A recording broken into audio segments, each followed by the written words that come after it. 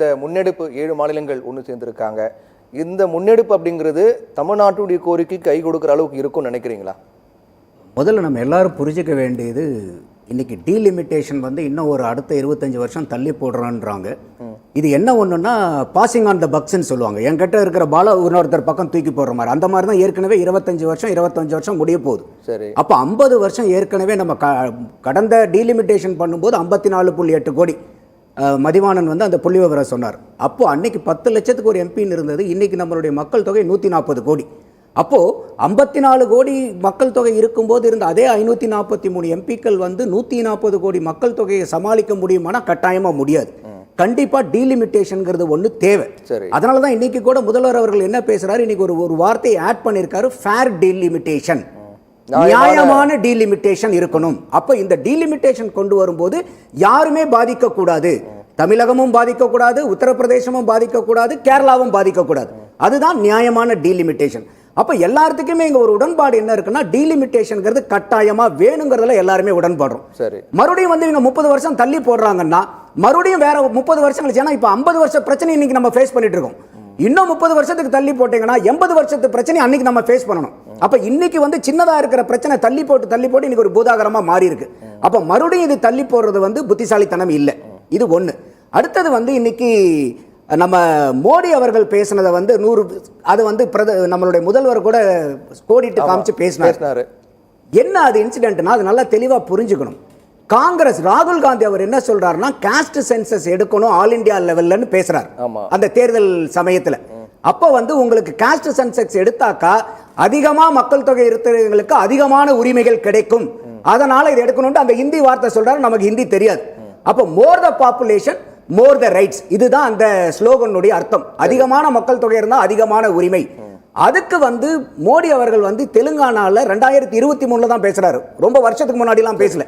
செல்வமன்னன் கூட வந்து என்னைக்கோ பேசுற மாதிரி பேசுறாரு இல்ல, அக்டோபர் மாதம் 2023 அவர் வந்து பேசுறாரு தெலுங்கானால.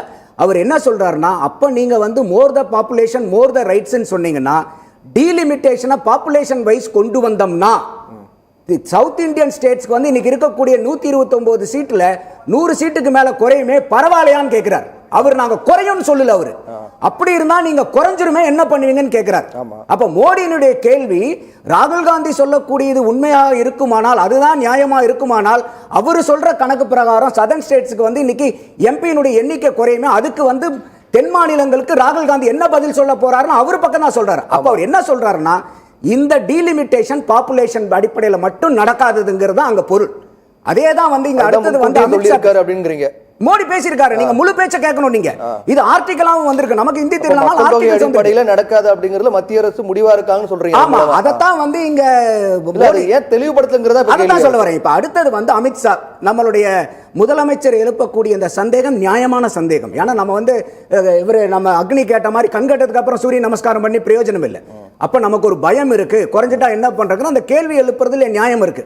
அவர் அந்த மாதிரி எழுப்பின உடனே அடுத்த நாள் வந்து அமித்ஷா வந்து கோயம்புத்தூர் மீட்டிங்ல பேசுறாரு, ப்ரோரேட்டா பேசிஸ்ல தான் இது செய்யப்படும் அப்படிங்கிறார். அப்ப அந்த ப்ரோரேட்டானாவே என்ன அர்த்தம்? ப்ரோரேட்டாங்கிறது லேட்டின் வார்த்தை. அதுக்கு ஆங்கில சொல் என்னன்னா இன் ப்ரொபோர்ஷன். அப்ப இன்னைக்கு இருக்கக்கூடிய ப்ரொபோர்ஷன் நம்மளுது என்ன? 39 எம்பி 543, ஒட்டு மொத்தமா 39 வகுத்தல் 543னா 7.18%. அப்ப நீங்க எத்தனை சீட்டு அதிகம் பண்ணீங்களாலும் ப்ரோரேட்டானா இதே 7.18% அப்ளிகபிள் ஆகுங்கிறது தான் அர்த்தம். அப்போ எல்லாத்திலுமே இதுக்கு வந்து ஒரு கிளாரிட்டி இருக்கு. இப்போ இந்த இடத்துல அரசியலும் இருக்கு. என்ன அரசியல் இருக்கு அப்படின்னாக்கா, இன்னைக்கு இந்த கார்னேகி என்டோமென்ட்னுடைய ரிப்போர்ட்டை வச்சு தான் இன்னைக்கு நம்ம பேசுறோம். வேற எந்த ரிப்போர்ட்டும் இல்லை. கார்னேகி என்டோமென்ட் ரிப்போர்ட். இந்த ரிப்போர்ட் என்னைக்கு பப்ளிஷ் பண்ணாங்கன்னு தெரியுமா உங்களுக்கு? 6 வருஷத்துக்கு முன்னாடி 14 மார்ச் 2019 வந்த ரிப்போர்ட் இது. அப்ப 6 வருஷம் கழிச்சு இன்னைக்கு இந்த ரிப்போர்ட்டை எடுத்து நம்ம பண்றதுல அரசியல் இல்லைன்னு நம்ம எப்படி சொல்ல முடியும்? அப்ப இந்த ரிப்போர்ட் 6 வருஷமா நீங்க பார்த்துக்கிட்டு என்ன பண்ணீங்க? அப்போ இன்னைக்கு எந்த இடத்துலயாவது அவங்க ஒரு சினாரியோ கொடுத்துருக்காங்க. இன்னைக்கு இருக்கக்கூடிய மக்கள் தொகை 2011 அடிப்படையில் பண்ணுனா எவ்வளோ வந்து தமிழ்நாட்டுக்கு அதிகமான சீட்டுகள் இருக்கு. இதே வந்து 2026 மக்கள் தொகைக்கு ப்ரொபோஷனேட்டாக நான் இழுத்து விட்டேன்னா எக்ஸல்ல வச்சு அப்போ எனக்கு எவ்வளோ வரும், அந்த கணக்கில் இன்னைக்கு 8 சீட்டு வந்து தமிழ்நாட்டுக்கு அதிகமாக இருக்குங்கிற ஒரு சினாரியோ பிளானிங் சொல்லியிருக்காங்க. அப்ப 8ங்கிறது இன்னைக்கு என்னைக்குமே நமக்கு குறையாது. என்ன காரணம்னா இன்னைக்கு தமிழ்நாட்டுக்கு 1971 இருந்த மக்கள் தொகையை விட இன்னைக்கு 2026 மக்கள் தொகை கூடி இருக்கா குறைஞ்சிருக்கா? மக்கள் தொகை தமிழ்நாட்டில் கூடி இருக்கா குறைஞ்சிருக்கா? அப்புறம் எப்படி இன்னைக்கு எம்பி சீட் குறையும்? குறையறதுக்கு வாய்ப்பே கிடையாது. மக்கள் தொகை எவ்வளவு சொல்லுங்க? 26ல கூடி இருக்குன்றாரு. எவ்வளவு கூடி இருக்கு சார்? அதான் சொல்ல வரேன். நீங்க அனுமதிக்கணும். நீங்க பேசும்போது நீங்க குடிக்கல. நீங்க சொல்ற எல்லாத்துக்கும் நான் பதில் சொல்றேன். நீங்க எவ்வளவு கூடி இருக்குன்னு சொல்லுங்க சார். ஒரு நிமிஷம் வெயிட் பண்ணுங்க சார். எவ்வளவுன்னு சொல்லுங்க. அப்போ இன்னைக்கு தொகை எவ்வளவு? நீங்க கொஞ்சம் அமைதிப்படுத்தீங்கன்னா நல்லா இருக்கும். ஏங்க 2026ல கூடி இருக்குன்றாரு சார். நான் கூடி இருக்குன்னு சொல்லல. என்ன சொன்னனே புரிஞ்சுக்காம பேசுறீங்க. நீங்க தாங்க இப்ப 2011 தான் டேட்டா இருக்கு. பேசுங்க. 2026 எக்ஸ்ட்ரா பண்றாங்க அவங்க. எவ்வளவு? 2026ல எக்ஸ்ட்ரா பண்றாங்க. நீங்க பாருங்க ரிப்போர்ட் படிங்க. புரிஞ்சு பேசுங்க. ரிப்போர்ட் படிங்க. ரிப்போர்ட் படிங்க. பார்த்து பேசிட்டு இருக்கீங்க. படிச்சு சொல்லுங்க. நீங்க வத்த படிச்ச மேதாவி படிச்சு சொல்லுங்க. எவ்வளவு? ஒரு நிமிஷம் எவ்வளவு சொல்லுங்க. என்னன்னா நமக்கு வந்து இன்னைக்கு எந்த இடத்துலயும் ஒரு காமன் சென்ஸ்ல பார்த்தா கூட எந்த தொகுதியும் குறையாது. இன்னைக்கு முதல்வர் கேட்கறது நியாயமானது. அதான் சொல்றேன்.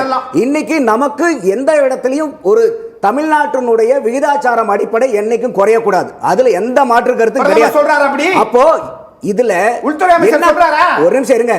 நீங்க உங்க தகவல் பேசாதீங்க. பொய் இல்ல. நீங்க எவ்வளவு? 26 மக்கள் தொகை தான் இன்னும் எடுக்கவே இல்லையே. அப்ப எப்படி பேச முடியும்? நீங்க அததான் கார்னிகி ரிப்போர்ட்ல சொல்லி இருக்காங்க. நான் சொல்றேன். அந்த ரிப்போர்ட் எவ்வளவு என்ன எடுத்து பாருங்க. நான் அவர்கிட்ட பப்ளிஷ் பண்ணுங்க. நீங்க மக்கள்கிட்ட சொல்லுங்க. நீங்க அத தான இப்ப சொல்லிட்டு இருக்கீங்க. கார்னிகி ரிப்போர்ட் அத தான சொல்லிட்டு இருக்கீங்க. சொல்லுங்கன்னு மக்கள்கிட்ட சொல்லுங்க. அத தான் சொல்லிட்டு இருக்கேன். கார்னிகி ரிப்போர்ட் என்ன சொல்லுதுன்னா இந்த மாதிரி வந்து 25 வருஷமா தள்ளி போட்டுருக்கீங்க. இது வந்து நீங்க ஒவ்வொருத்தரும் தள்ளி போட்டுட்டு இருக்கீங்க. இது இந்தியாவுக்கு ஒரு பெரிய பிரச்சனையா வரும். ஏற்கனவே இந்த மாதிரி பல பிரச்சனைகள் இருக்கு. மக்கள் தொகை அடிப்படையில் சரியான விகிதாச்சாரத்தில் வந்து அவங்க எடுக்கலன்ட்டு. ஆனா இதுக்கு வந்து அவங்க சொல்யூஷனும் கொடுக்குறாங்க. எந்த இடத்துல சொல்யூஷன் கொடுக்கணும், இதை வந்து நீங்க ப்ரொபோஷனேட்டா போலாம். அவங்க சினாரியோ பிளானிங் தான் கொடுக்குறாங்க. இன்னைக்கு வரைக்கும் இந்திய அரசாங்கத்திலிருந்து இந்த டீலிமிட்டேஷனுக்கு நாங்க இதைத்தான் பண்ண போறோம்னு இன்னைக்கு வரைக்கும் எந்த அறிக்கையும் கிடையாது. அப்ப இதுக்கு கான்ஸ்டிடியூஷன் என்ன சொல்லுது? 82வது அமெண்ட்மென்ட். சார் இருங்க சார். 82வது அமெண்ட்மென்ட் என்ன சொல்லுது? 2026க்கு அப்புறம் வரக்கூடிய அடுத்த மக்கள் தொகை கணக்கெடுப்பின் அடிப்படையில் தான் டீலிமிட்டேஷன் நடத்தணுங்கிறது. அப்ப இந்த 2026க்கு அப்புறம் முதல்ல மக்கள் தொகை கணக்கெடுப்பு எடுக்கணும். அதை எடுக்காம நம்ம அதுதான் ஆரம்ப புள்ளி. அப்ப இந்த 2026 காலாவதி ஆன உடனே எம்பி சீட்லாம் மாறாது. தொகை கணக்கெடுப்பு பிறகுதான் நடக்கும். ஆமா, ஆரம்ப புள்ளி மக்கள் தொகை கணக்கெடுப்பு. அது நீங்க 2031 எடுத்தாங்கன்னா அது வரைக்கும் இதேதான் 543 தான் கண்டினியூ ஆகும். அப்போ இது நம்ம அடிப்படையா மக்கள் தெளிவா புரிஞ்சுக்கணும். நம்ம அப்ப இந்த 2026 முடிச்ச உடனே 2021 ஜனவரி மாசமே எல்லாம் டீலிமிட்டேஷன் ஆயிடாது. 2026க்கு அப்புறம் அவங்க பாப்புலேஷன் எடுப்பாங்க. பாப்புலேஷன் எடுத்ததுக்கு அப்புறம் அவங்க வந்து டீலிமிட்டேஷன் கமிஷன் அனுப்பிப்பாங்க. அந்த டீலிமிட்டேஷன் கமிஷன்ல வந்து ஒரு சுப்ரீம் கோர்ட் ரிட்டையர்ட் ஜட்ஜ் இருப்பாங்க.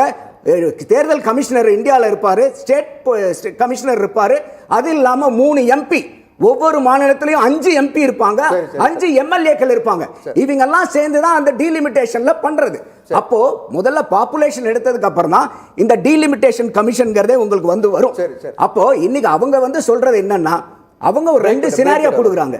இருக்கக்கூடிய மக்கள் தொகையை வச்சுட்டு, அதாவது சீட்டை அப்படியே வச்சுக்கிட்டு 543 வச்சுக்கிட்டு மக்கள் தொகை அடிப்படையில் பிரிச்சா என்ன கணக்கு, இல்ல 848 சீட்டு, அப்ப அந்த 848 சீட்டுல கணக்கு பிரிச்சா என்ன கணக்கு, அதுதான் முதல்வர் அவர்களும் சொல்றாங்க. 848 அடிப்படையில் போடும்போது இவங்க அந்த கார்னிகி ரிப்போர்ட்ல சொல்றது 49 சீட்டு கிடைக்கும். அப்ப நமக்கு 12 சீட்டு குறையுங்கிறது தான் முதல்வருடைய குற்றச்சாட்டு. அப்போ இது வந்து ஒரு கார்னிகி ரிப்போர்ட்டினுடைய ஒரு டாக்குமெண்ட். இது வந்து இந்தியன் கவர்மெண்ட்டுடைய டாக்குமெண்ட் இல்லை. இருந்தாலும் நமக்கு எங்கேயோ ஒரு ரிப்போர்ட் வரும்போது நம்மளுடைய அச்சத்தையும் பயத்தையும் கேள்வி கேட்கறதுல தப்பு இல்லை. நான் திருப்பி அதை தான் சொல்றேன். ஆனா இந்த ரிப்போர்ட் வந்தது 2019 மார்ச் மாசம் 14ஆம் தேதி. இன்னைக்கு நம்ம உட்கார்ந்து இருக்கிறது 22ஆம் தேதி மார்ச் மாசம் 2025. அப்ப 6 வருஷம் கழிச்சு இந்த ரிப்போர்ட்டை எடுத்து நம்ம இந்த அளவுக்கு வந்து இதுல அரசியலும் இருக்குதுங்கிறதா என்னுடைய பார்வை. அடுத்தது இன்னைக்கு ஒரு நிமிஷம். இன்னைக்கு ஆர்டிகல் பிரகாரம் நீங்க எடுத்தீங்கன்னா 170 பிரகாரம் எடுத்தீங்கன்னா எந்த ஒரு மாநிலத்துக்கும் 500 எம்எல்ஏக்கு மேல இருக்க முடியாது. அப்ப இன்னைக்கு வந்து இந்த டீலிமிட்டேஷன் பண்ணும்போது உத்தரப்பிரதேசல ஏற்கனவே 403 எம்எல்ஏக்கள். இப்ப இவங்க கொண்டு வர கணக்கு பார்த்தோம்னாக்கா எந்த அடிப்படையில் கொண்டு வந்தாங்களோ அது 500 தாண்டும். அப்போ உத்தரப்பிரதேச 2ஆ உடைக்க வேண்டிய சூழ்நிலை வரும். அப்போ இன்னும் யதார்த்தமா பார்க்கும்போது இந்த டீலிமிட்டேஷன் நம்ம தென்ன மாநிலங்களை விட வட மாநிலங்களுக்கு பாரதிய ஜனதாவை பொறுத்த வரைக்கும் ஏகப்பட்ட தலைவலி. சாதாரண விஷயம் இல்லை இது. அவங்களுக்கு ஏகப்பட்ட ப்ராப்ளம் வரும். அதனால தான் இன்னைக்கு முதல்வர் வந்து சரியான வார்த்தையை பயன்படுத்தியிருக்காரு. ஃபேர் டீலிமிட்டேஷன், சரி. நியாயமான டீலிமிட்டேஷன். யாருக்கும் குறையவும் கூடாது, யாருக்கும் தேவையில்லாம ஏறவும் கூடாது. அப்ப அந்த நியாயம்ங்கிற அந்த முதல்வர் சொன்ன வார்த்தை அருமையான வார்த்தை இன்னைக்கு அவர் கொண்டு வந்திருக்காரு. அப்ப இதை நம்ம தெளிவா புரிஞ்சுக்கிட்டு இந்த புரிதல் மேல விவாதம் பண்ணோம்னா மக்களுக்கு வந்து தெளிவான கருத்து போகும்.